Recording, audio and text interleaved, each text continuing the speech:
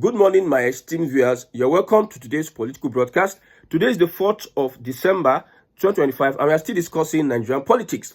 Now, the president, Bola Ahmed Tinubu, has inaugurated members of the National Population Commission at the State House yesterday. I repeat, let me read it like this. President Bola Ahmed Tinubu presides over the swearing-in of permanent secretaries, members of the National Population Commission, and the Federal Executive Council meeting at the State House Council chambers. Now, there will be a census in Tinubu's tenure, whether in the first tenure or the second tenure. What is the implication of a census? Nigeria, the way Nigeria is structured, it is not structured fairly. The Nigerian system is unfair to some regions and some certain people. You see, the northern political cabals in this country, they have redesigned Nigeria in a way whereby they benefit more from Nigeria than other people. The southern part of this country, they are the one feeding the country, but the northern part benefit a lot. And how do they do so? They create these structures. Like I said before, northern politicians, what they use to become relevant in Nigeria is we have the numbers. Yes, we have the numbers at the National Assembly. We have the numbers at the House of Rep. We have the numbers, population. This census is going to tell us the real number we have in Nigeria, the real number of people, population of people in the southern part of this country and in the northern part of this country. This census is another form of restructuring. Hey, northern politicians, this is not a good time. I just pity for most of these guys that have been benefiting from this evil system the North created so as to put Nigerians in bondage. Those days, you see Northerners say we are born to rule. We have the numbers. The North will remember. It is because they have created existing structures, ghost structures, that they use to threaten everybody. But this census will open a lot of secrets. For instance, Kano State has over 40 local governments and Lagos State has 21 local governments. I stand to be corrected. If you look at the allocations, you get allocations by local government. The more local government you have, the more allocations you get. Look at most northern states in Nigeria. Look at the number of local government they have and look at their contribution to the federal purse. See, the South will be working like monkey, like babu. Okay? Is it monkey they work, babu they chop? Abi? The South will be working, while the North will be taking the largest share. That is why this tax reforms, they kicked against it because it is going to it's going to encourage, it is what you work that you will benefit from. You will not benefit from some other person's sweat.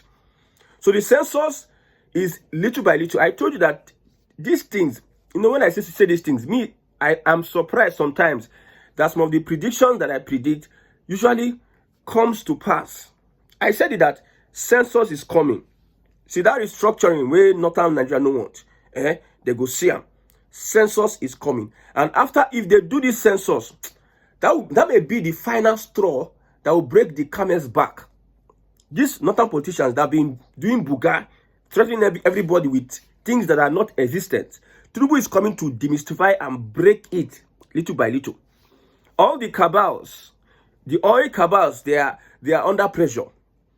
Those cabals in the mines, in our all those cabals where they for inside Zafra State, where they take our resources, all those mining cabals, they are under pressure. Now, the banking cabals are under pressure. The political cabals, which are mainly from the northern part of this country, are under pressure. And adding salt to injury, it is this census. You see, let me explain how this census will affect most states that are not productive or creative. For instance, Nigeria is going to plan with the population it has. Yes. For instance, now, I'm a local government chairman. I have a population of 5 million people. If I'm going to have any budget, I'm going to plan with that 5 million people. And as a local government chairman, I'll tell the state, see, I have a population. So if you are giving me money, just consider my population. Just like Kano State, let's say Kano State and Lagos State. I have local government. So if you are giving money, give me money in correlation with the local government I have. Lagos State has 21. You cannot give Lagos, you cannot pay attention to me first. But the population, the census will make us understand that maybe Lagos State has been lying, that it has over 20 million, it has a lot of people. You know, Lagos State has been crying for more local government. Yes. Under Tinubu and Obasanjo, more local government. We have LCDAs. We have the local government, we have LCDAs. Yes. The North will tell you that it is not land. See, when we talk of development and creativity, it is not about land. It's about the people in that space. What are they doing with the resources they have? What are they doing with the resources? Contributing to Nigeria as a whole. We have a lot of people in northern Nigeria, our marriage system. One man go marry wife. They go born, and the children will now become nuisance. That is why we have a lot of potential bandits in northern Nigeria. What do they contribute? If you go to school in the north, I'm not saying northerners don't go to school. There are people that are very, very brilliant and go to school. Maybe they are part of the middle class and elite. The normal northerner, you see that school they no go. What are they contributing? Go to their local government. The civil servants in their local government. Most of them, they even go to the local government. They don't do anything in local government. They just go and they are just parasites. They just be collecting money. The agriculture way they do, they use bandits. They even kill farmers. So the North has been big for a very long time, has become parasite. And the way you can break this jinx, they contribute their contribution. The North is supposed to contribute. The North has what it takes to even sponsor Nigeria's budget. The North has what it takes to sponsor, with all the mineral resources, with all the arable land, with all the things they have. When they had the northern region, they used, I think, granules. We had the granite pyramid. The West used cocoa. But because they have an elite, they have politicians, selfish and very foolish. I repeat, selfish and very foolish. Because you know why they are foolish? Their eyes go clear under Tinubu's administration. What will happen to them? Yes. When they count, say, people with a certain local government, okay, you have 41 local government. Let's say 1 million in every local government. 44 million people in Kano. Maybe they now do the census. They now find and say, okay, even in one local government, they don't even reach 200,000. No, scrap that local government. Let's merge it. The local government will reach. I'm using Kano State and Lagos State as example. So the restructuring going on at Tinubu, stylishly, Tinubu, if you work, you chop. You can Babu no go work, monkey go chop. No. That's what, if you see the tax bill, one thing about the tax bill is that there's many, for Nigerians are not used to paying tax. And they don't even trust the government. The government itself, it still has corruption in it. If they had good intention of taxation, Nigerians have every reason to say that I don't want to pay tax because we don't trust you. You people have not been using the money judiciously. But looking at that tax will make states think deeply. For instance, Lagos State will be collecting personal income tax from people living in Lagos State. And that personal income tax, them go use and develop themselves. Most of these tax, you see, one of the constitutional amendment is for state and local government autonomy on taxes and revenue. One of the amendments which we are going to do later in the day. This revenue and taxes will be used by the state. So Hizbah would let them destroy a bottle of beer, but that tax is not going there. If you are in the Southeast, if you have governor in the Southeast, you can't look inward and be creative and judiciously use the money that you have than doing project and be lying to people up and down. It is your own. It is going to favor the Southwest because the Southwest is well positioned and well structured for development. It's going to starve northern Nigeria. Now you're going to say those politicians in northern Nigeria, they are just lazy. They are lazy. They are not creative. You know, say that since northern Nigeria want to drag Nigeria back, they will restructure the country in a way by saying, if you work, you collect. It is not Lagos works, Southwest works, other states work. There's somebody in northern Nigeria and a religious extremist. They go produce alcohol for Lagos, sell. They will come collect the money for Lagos, come and share for everybody. No. Lagos produce your alcohol, do what you can do with your alcohol, develop your place. If Kano State doesn't want alcohol, then the money for alcohol will not be given to Kano State. Then whatever you can do in Kano State, even though it's chewing stick or turanchi or tuwo, use that your tuwo, be creative with your tuwo, and develop your state. That is where we are going. State control of resources through the back door. State control of resources through the back door. Look, if you sit down and look at this, just deeply think and look at this critically. You understand that the restructuring going on. Hey God. See, the North now, northern politicians, northern senators that don't like restructuring, they don't know where to attack. They don't know where to.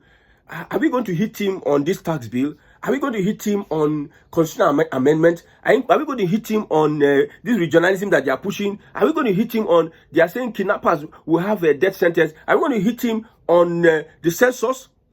Are we going to hit him on this politics that is playing? He's putting Yorubas, he's putting Southerners in every. Where are we going to hit this guy? So, in fact, Northerners are not even united because Tinubu don't put Ogbara amongst them. Please don't ask me what Ogbara means. Ask an Igbo person beside you. You don't put Ogbara amongst them. Some little youngsters in the core north, they are pushing them. All those old baba, their time don't go. You youngsters, come up. You can be a political giant. You can be a political juggernaut.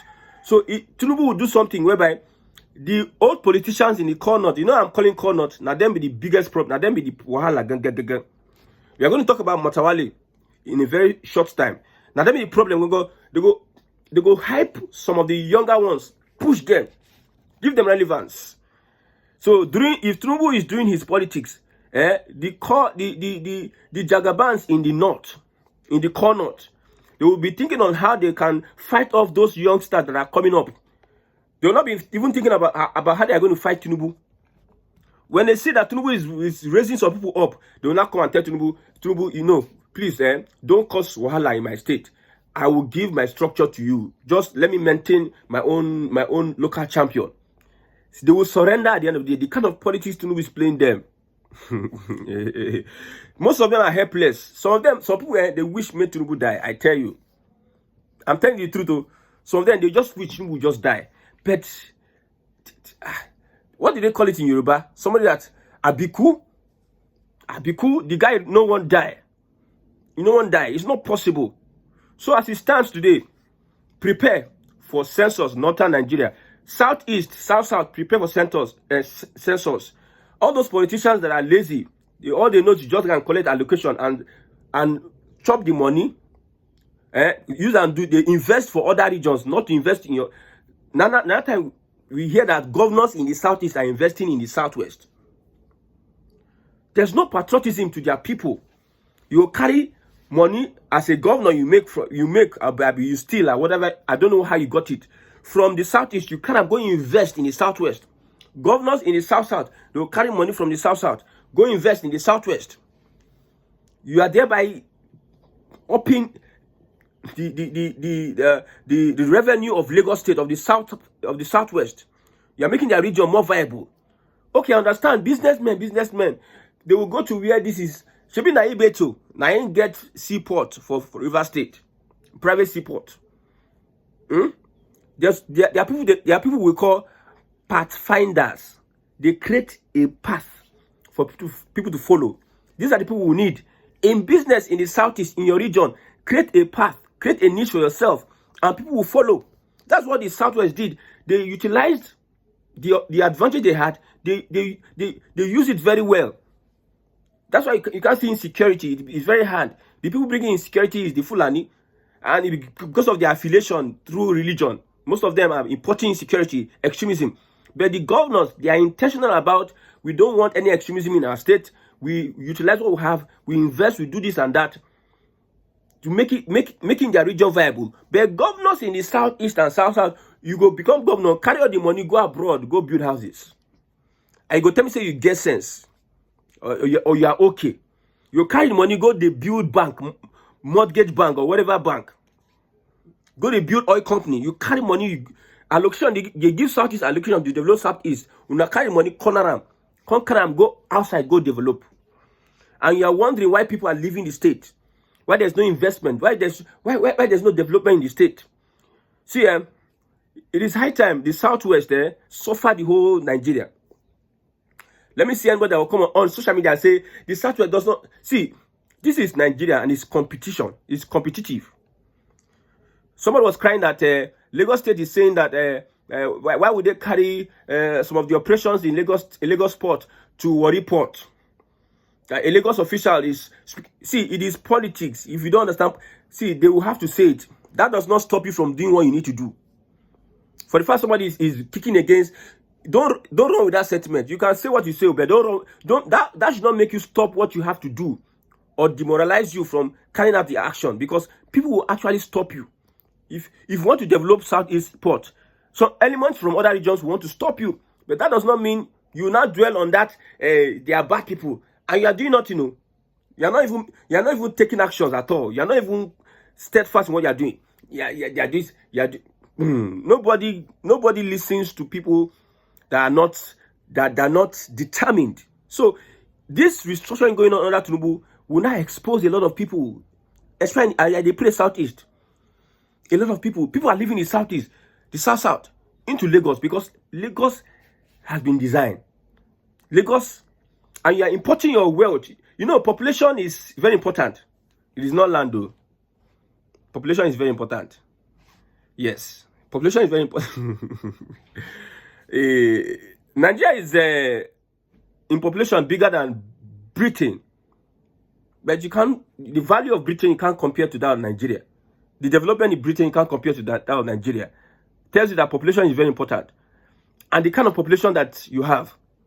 You see, well, that's why I frown at some governors that will say, "I build road, I build school." Very important, but what of the Human Development Index?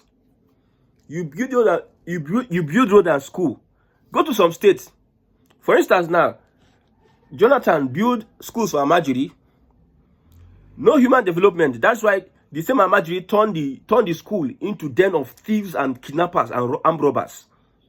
Because there's no human development index. There are no people to manage it. There are no people. How many people go to school for?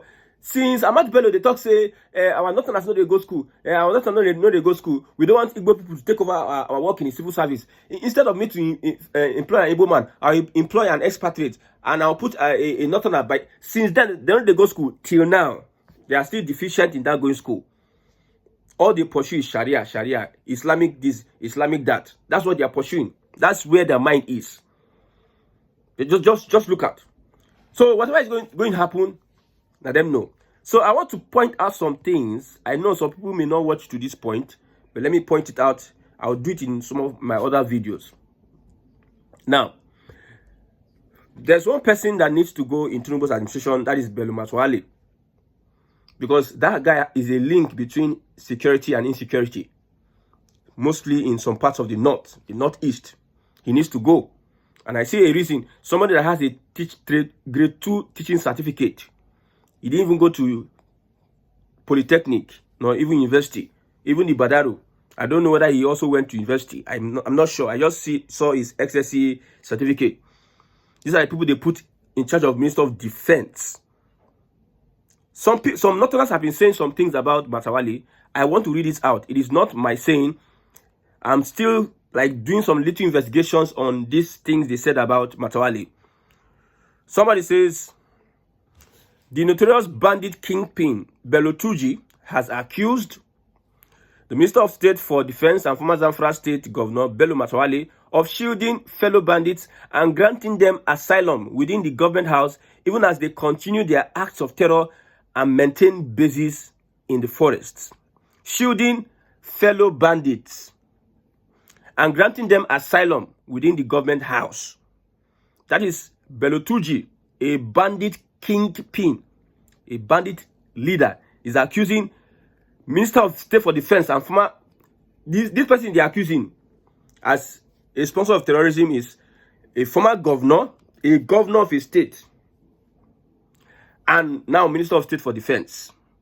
This is accusation. This is not me, it is Bello Tuji. The next one is Zamfara State Commissioner Abdulmalik Gajam has exposed the Minister of State for Defense and former Governor Bello Matawalle for allegedly empowering armed bandits and even granting them asylum within the state government house. Within the state government house. There's a video I shared whereby the Minister of State for Defense said, that is Matawalle, he said, these people are may not necessarily be bandits. They may not be criminal, but because there's injustice against them. This is a Minister of State for Defense. Let's say with a craze for this country, with a mad. Let's say we know they okay for this country. This one, now even shocked me. Somebody called in Abuja. We know they know the name of the person. If they catch terrorists today, somebody go call in Abuja. She's my boy. Tell us who be the person. We cannot mention the name. These are powerful people. They will be keeping it secret. That's why somebody said that we cannot try terrorist sponsors publicly. It is privately. We make it private because people are not ready to deal with insecurity. A notorious terrorist was arrested with over 500 weapons. He was taken by security agents to the office of Lamurde. Hands and legs were chained. This very Minister of State for Defense called and said, he'd always get information. So when they arrest those bandits don't say they don't arrest their oga. They will come call somebody for Abuja. Now, so they get information, say they don't arrest some of these bandits sometimes. So the Minister of State for Defense called and said, one of my boys has been arrested. Release him. Now the man said, I said, release him with over 500 guns. Hey, the person is not challenging the Minister of State for Defense. Me that said this thing. Whoever believes that I'm lying against him should take me, Murtala Bello, to court. He spoke in a northern language. I don't know whether it's Fulani or Hausa language. He said, they caught a notorious bandit with 500 weapons. Then the Minister of State for Defense called in and said, release that man. One of my boys has been arrested. Release him. This man is challenging the Minister of State for Defense. Come and debunk this. And these things are happening. And he say, give me the evidence, Oga. When I look at politicians in Nigeria, I don't look at what they say. I look at their actions, their body language, their antecedent. I use it to judge them because many of them are liars, deceivers, manipulators, and wicked people. May God help Nigerians.